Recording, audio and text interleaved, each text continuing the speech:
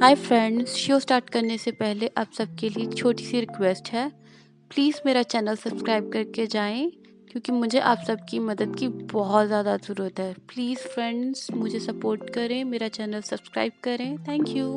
Episode start होते ही हमें flashback दिखाते हैं जब आनंद रिलेशनशिप में थी तो अपने आप को बहुत ही ग्रूम करके रखती थी, हाई हील्स और फैंसी ड्रेसेस पहनती थी। लेकिन उसका इतना डिवोटेड लव एक कम बैक पेज उनके लिए था जो एंड टाइम पर अपनी मीटिंग का बहाना करके उसके साथ डिनर प्लान्स को भी कैंसिल कर देता था। अब इसके बाद हमें प्रेजेंट में ले आते हैं। आनरान एक दिन रात को अपने प्रोजेक्ट पर काम कर रही थी। नेक्स्ट डे उसने मिसलान की कंपनी में जाके प्रेजेंटेशन देनी थी, मगर अचानक ही लाइट्स चली जाती है उसके घर की। उसे याद आता है शायद उसने बिल पे नहीं किया था टाइम पर। अब वो चेक करती है, पेमेंट करने की कोशिश करती है, बट सिस्टम में एरर आ रहा था। उससे अंधेरे से डर लग रहा था। वो फ़ौरन से अपना लैपटॉप उठाती है और भागकर युआन के घर पे पहुंच जाती है। उसे रिक्वेस्ट करती है, मुझे कुछ घंटे काम करना है, करने दो, प्लीज़ बैठने दो, मेरे घर में लाइटिंग है। यान जैन उसे परमिशन दे देता है और उसके लिए एक मील भी प्रिपेयर करता है। वो बहुत ही खुश होती है, ये इतना अच्छा होस्ट है। यहाँ उसे अपना वर्क भी दिखाने लगती है, कुछ चीज़ों में उसे मशवरा चाहती है कि वो अपने गेम का स्लोगन क्या रखे। ये स्लोगन जो उसने खुद प्रपोज किया था जब वो हमेशा अपने अंदाज में पढ़ता है, बिल्कुल रोमांटिकली, जैसे वे रोमांटिक वर्ड्स आनरोन के लिए बोल रहा हो। एक दफ़ा तो ये शब्द सुनकर भी शर्मा जाती है और उसके बाद अपनी एम्बैरेसमेंट को कवर करने के लिए दोनों काम की बात करने लगते हैं। अब थोड़ी देर बाद हेशा को पुरानी यादें याद आने लगती है। वो आनंद को बहुत ज़्यादा याद करता था, लाइब्रेरी में अक्सर उसे नोटिस करता था। एक दिन लाइब्रेरी में खुद उससे आकर बात की थी जब एक कॉमिक बुक की वो तलाश में थी, लेकिन वो यान युआन के पास थी। जब उससे बात कर रही थी, उसकी क्रश उसके सामने थी, तो यान बहुत शर्मा रहा था और वो दो शब्दों से आगे कुछ नहीं बोल पाया था। अपनी ये स्वीट सी मेमोरीज को जब वो याद कर रहा था, उसके फेस पर एक स्माइल आ जाती है और उसका मूड इतना अच्छा था कि वो फौरन से आनंद को कहता है कि तुम्हारी नई गेमिंग प्रोजेक्ट के लिए मैं कब डबिंग स्टार्ट करूँ, मैं अवेलेबल हूँ जब कहो तुम।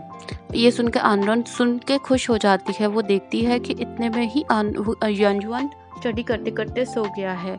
वो उसके देखती है और ब्लैंकेट से कवर कर देती है। वो इस तरह से सोता हुआ बहुत ही हैंडसम लग रहा था। थोड़ी देर बाद जब वो उठता है, ये देखकर खुश हो जाता है कि आनंद ने उस पर कंबल डाला है। इतने में उसे एक चीख की आवाज़ सुनाई देती है। वो वॉशरूम में थी। उसे पता चलता है कि वो वॉशरूम में गिर गई है। वो उससे बहुत कहता है, मैं हेल्प के लिए अंदर आना चाहता हूँ, लेकिन वो साफ मना कर देती है।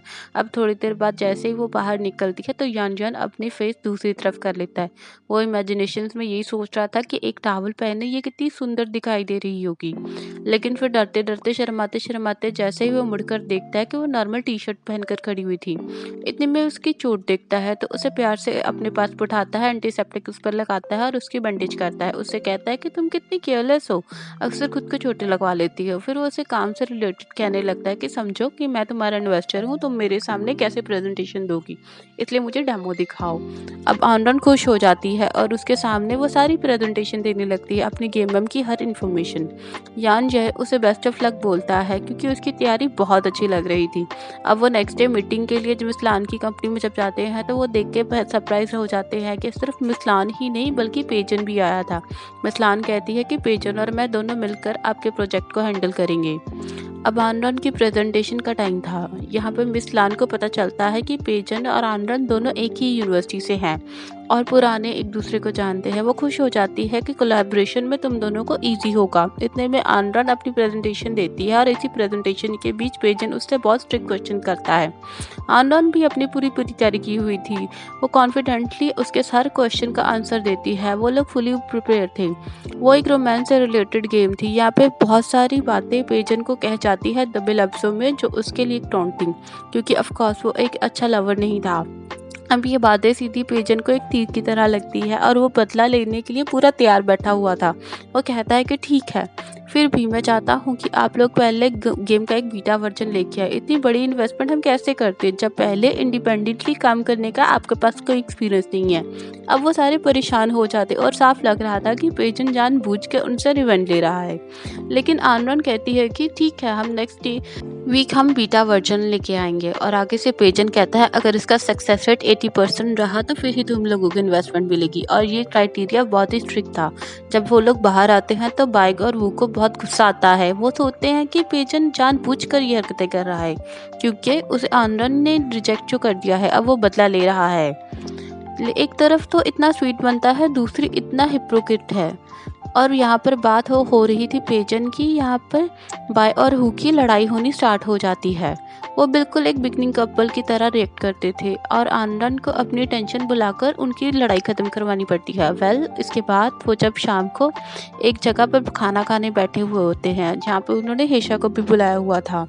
यहाँ पे वो लोग अपने काम से रिलेटेड डिस्कशंस कर रहे थे कि वहीं पे हेशा को एक कॉल आती है और उनको पता चलता है कि एक बहुत बड़े प्रोजेक्ट के लिए उसे ऑफ़र हुई थी। जब पिछले साल ये प्रोजेक्ट लॉन्च हुआ था तो सोशल मीडिया पर बहुत ज़्यादा सक्सेस मिली थी, लेकिन वो इस ऑफ़र को रिजेक्ट करा था। एक्चुअली वो सिर्फ अपनी खुशी और सेटिस्फेक्शन के लिए काम करता था, वरना उसे पैसे कमाने की ज़्यादा ज़रूरत नहीं थी।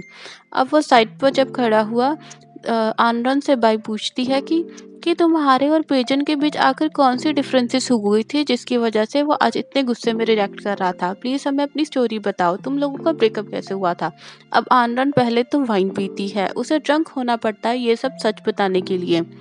अब वो फिर बताती है कि किस तरह की यूनिवर्सिटी में एक दिन अपनी आर्ट गैलरी में खड़ी हुई थी। वो अपनी पेंटिंग पर सबको ब्रीफ कर रही थी कि वहीं पे पेजेंट के पहली मुलाकात हुई थी और आर्ट गैलरी के डायरेक्टर ने उन दोनों पर इकट्ठे एक फ़ोटो बनाई थी। और उसके थोड़े ही दिनों बाद पेजन ने आनरन को प्रपोज किया था और सबके सामने वो दोनों कपल डिक्लेयर हो गए थे। आनरन पेजन के साथ बहुत सिंसियर थी, लेकिन पेजन बहुत ही प्रैक्टिकल इंसान था और वैसे भी उसे आनरन की लाइफ को रूल करना और होल्ड करना बहुत पसंद था। वो उसमें हमेशा अपनी मर्जी चलाता था। वो उसे छोटी मोटी इंटेंशन करने से मना करता है और कहता है कि तुम ऐसा कोई काम नहीं करोगी। जब तुम्हारी डिग्री कंप्लीट हो जाएगी तो कोई प्रॉब्लम नहीं, मैं तुम्हें कोई अच्छी जगह पर काम दिलाऊंगा, तुम बड़ी कंपनी में इंटर्नशिप करना। इस वजह से उसने बहुत सारी ऑफर्स को डिक्लाइन कर दिया था। आनरन को तो लगता था कि वो दोनों जल्दी ही शादी कर लेंगे अपनी पढ़ाई कंप्लीट होते ही और हमेशा साथ रहेंगे, लेकिन पेजन के माइंड में कुछ और था। उसके लिए अपने कैरियर से बढ़कर और कुछ नहीं था। उसने एक नई गर्लफ्रेंड तलाश कर ली थी जो उसके लिए ज़्यादा सूटेबल थी और उसे फ्यूचर में सक्सेस भी दे सकती थी। अब वो बार बार आनरन को इग्नोर करता रहता था और एक दिन आनरन को पता लगता है कि वो उसे छोड़कर अपनी नई गर्लफ्रेंड के साथ अपनी फर्दर स्टडीज़ और करियर बनाने के लिए यूरोप जा रहा है। वो उसके पास आता है और कहता है कि हम ब्रेकअप करते हैं क्योंकि हम दोनों मैचिंग नहीं है। वो उसे रोकने की कोशिश करती है, लेकिन उसे साइड पे करता अपनी नई गर्लफ्रेंड के साथ निकल जाता है। और उसके बाद आनरन की लाइफ तो अप एंड स्टार्ट हो गई थी। उसकी लाइफ में पेजेंट्स के ज़्यादा कोई इंपॉर्टेंट नहीं था जो एंड टाइम पे उसे छोड़ के चला गया था। यहाँ पर वो हु उसे समझाने की कोशिश करता है कि खुद को संभालो, अपने पेरेंट्स की कॉल का जवाब दिया कर। वो बोला बहुत परेशान है, वरना मैं उन्हें सब बता दूंगा। वो इसके बाद इतनी हर्ट हुई थी पेजेंट के लिए, उसने जो भी फैंसी ड्रेसेस और हाई हील्स उठाई थी वो उठा के फेंक देती है। उसने पार्ट टाइम जॉब्स करना स्टार्ट कर दिया था। वो कभी भी अपने पेरेंट्स पर कभी भी डिपेंड नहीं करना चाहती थी और खुद का कैरियर खुद ही बनाना चाहती थी, पर उसके पास कोई भी एक्सपीरियंस नहीं था इंटर्नशिप के रूप में, तो इसलिए उसे अपनी लाइफ ज़ीरो से स्टार्ट करनी पड़ती। उसकी लाइफ बहुत मुश्किल और स्ट्रगल वाली रही थी। ये सब स्टोरी जब बाई सुनती है तो वो रोने स्टार्ट करती, बड़ा इतना ऊँची ऊँची रोती है कि तू कहती है कि तुमने मुझे ये सब पहले क्यों नहीं बताया, कि पेजन इतना कमीना इंसान है। मुझे तो लगा है तुम दोनों ने अपने म्यूचुअल कंसर्न से ब्रेकअप किया है। अब से तसल्ली देते देते सारा गुस्सा हु पर निकालती है और कहती है कि मैं तो उस वक्त बाहर गई हुई थी कोर्स के लिए, तुमने मुझे कुछ नहीं बताता, ये हूँ तुम्हारे साथ था, लेकिन ये तो किसी काम का नहीं, निकट्टू कमीना, ये कितना केयरलेस है कि इसने तुम्हारा आंसू साफ करने की ज़रूरत ही नहीं फील की होगी। बाई की हमेशा यही आदत थी, गलती किसी की भी हो वो गुस्सा सीधा हुक पर ही निकालती थी। और यहाँ पर हमें ये भी पता लगता है कि हेशा भी ये सब सुन रहा था और यही सच पता चलते ही वो इस एपिसोड की एंडिंग हो जाती है। Thank you, bye bye.